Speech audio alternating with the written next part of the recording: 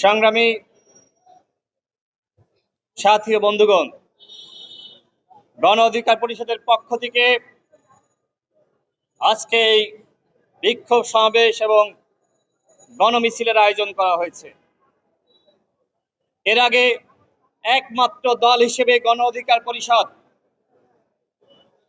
64 জেলায় ডিসির মাধ্যমে প্রধান উপদেষ্টা বরাবর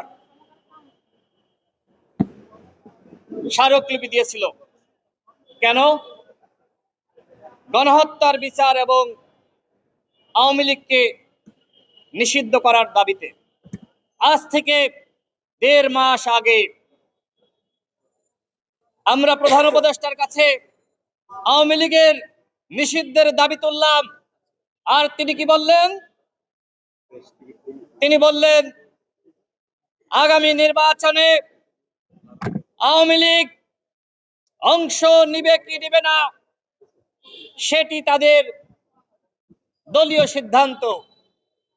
বন্ধুগণ, আপনারা কি প্রধান উপদেষ্টার এই বক্তব্য গ্রহণ করেছেন?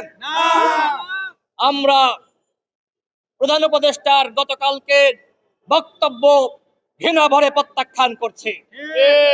24 ঘন্টার মধ্যে আমরা তার কাছ থেকে জবাব দিতে চাই, তিনি কেন আওয়ামী লীগের পুনর্বাসন করতে চান। এর আগে হাসান আল মামুন বলেছেন যে তিনি ফ্রান্সে ছিলেন, তাকে ডেকে এনে ক্ষমতায় বসিয়েছে।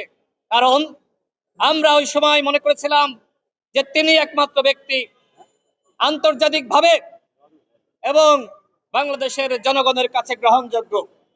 এই কারণে আমরা তাকে ওই চেয়ারে বসিয়েছি। কিন্তু কথায় আছে না, যে যায় লঙ্কায় সেই হয় রাবণ। তিনি এখন আওয়ামী লীগের পুনর্বাসন করতে চাচ্ছেন। আমাদের স্পষ্ট কথা, আপনি প্রধান উপদেষ্টা হন আর আপনি যে উপদেষ্টা হন না কেন, আওয়ামী লীগকে বাংলার বাড়িতে আমরা পুনর্বাসন করতে দিব না। আমরা দল হিসেবে, একমাত্র দল হিসেবে রাজপথে আওয়ামী লীগের নিষিদ্ধের দাবিতে আমরা প্রতিবাদ করেছি, আজকেও করছি। বাংলাদেশে আর কোন দল আওয়ামী লীগের নিষিদ্ধের দাবিতে আজকে নামে নাই। একমাত্র দল হিসেবে গণ অধিকার পরিষদ নেমেছে।